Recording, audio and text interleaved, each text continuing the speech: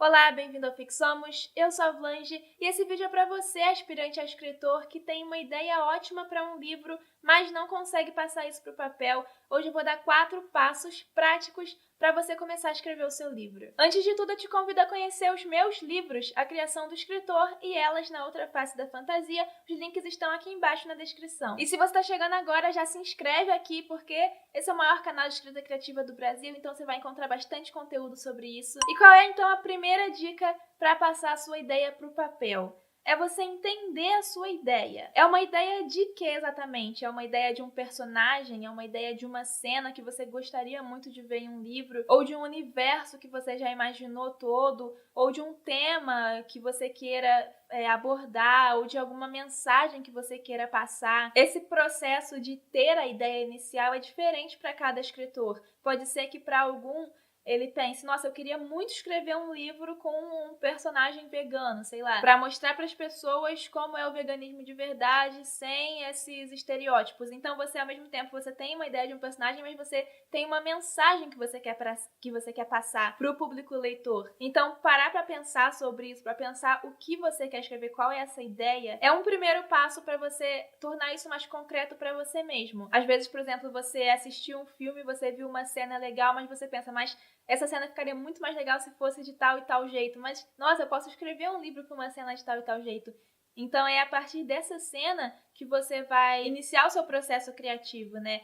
Então, entender o que está iniciando o seu processo criativo é o primeiro passo. E o segundo passo é você fazer um brainstorm, ou seja, você pegar e escrever tudo que está se passando na sua cabeça em relação àquela ideia. E escrever isso do jeito que está na sua mente mesmo, não precisa se preocupar em organizar isso ainda. Então, por exemplo, eu tenho todo o universo da minha história, eu sei que vai ter isso, que vai ter isso, que vai ter aquilo. Então escreve tudo que você quer que tenha, mesmo que não faça sentido a princípio, ou que não tenha uma ordem, que não esteja organizadinho, porque só de você tirar isso da sua cabeça e botar assim no meio, no papel, tipo assim, é melhor fazer isso em papel do que em computador, porque aí, sei lá, vai que você quer fazer um desenho também, ou fazer um diagrama, puxar seta, fazer não sei o que, rabiscar aqui, e anotar essas coisas, olhar o papel, aquele conjunto de palavras, ou de frases, ou de desenhos que se relacionam com a sua ideia, já é o começo de concretizar isso. E mesmo que você só tenha uma pequena coisa, por exemplo, a única coisa que eu sei sobre a história que eu quero escrever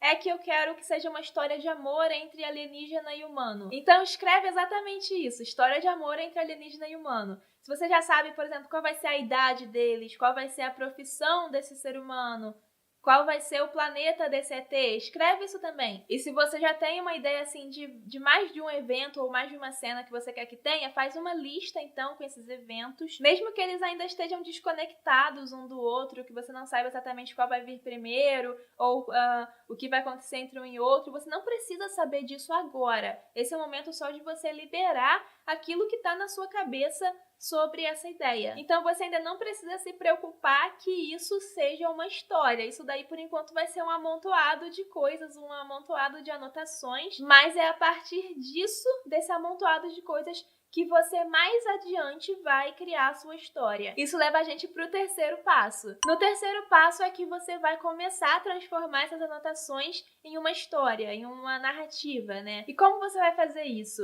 Você vai estabelecer um conflito primordial da sua história, o conflito em torno do qual a história vai girar. Para ter um conflito, você precisa basicamente ter um objetivo do seu personagem principal ou do seu grupo de personagens principais. Eles têm que ter um objetivo e deve existir algum obstáculo para esse objetivo, alguma coisa que atrapalhe esses personagens ou esse personagem de atingir esse objetivo. Dessa colisão entre o objetivo e o obstáculo, você vai ter o conflito. E isso é a base de um enredo. Então, por exemplo, vamos supor que a minha ideia seja os terráqueos começaram a fazer expedições espaciais e ganharam uma inimizade com os marcianos.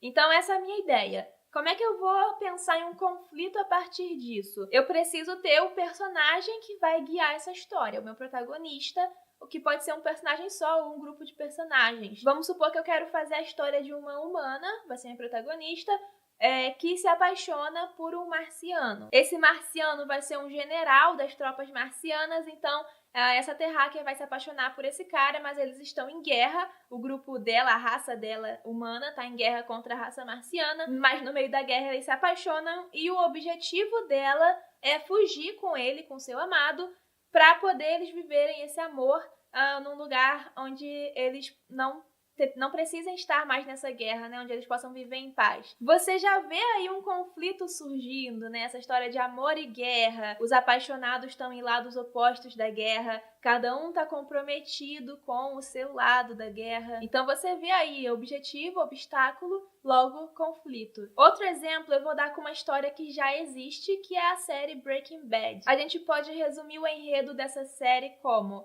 um professor de química que descobre um câncer terminal e decide fazer drogas, produzir drogas, para deixar dinheiro para a família. Esse professor de química é o protagonista, você vê que ele tem um objetivo e a gente tem o obstáculo dele. A gente pode pensar no câncer terminal como um obstáculo, mas principalmente na própria produção de drogas, porque isso é um crime. Ele se torna um criminoso, né?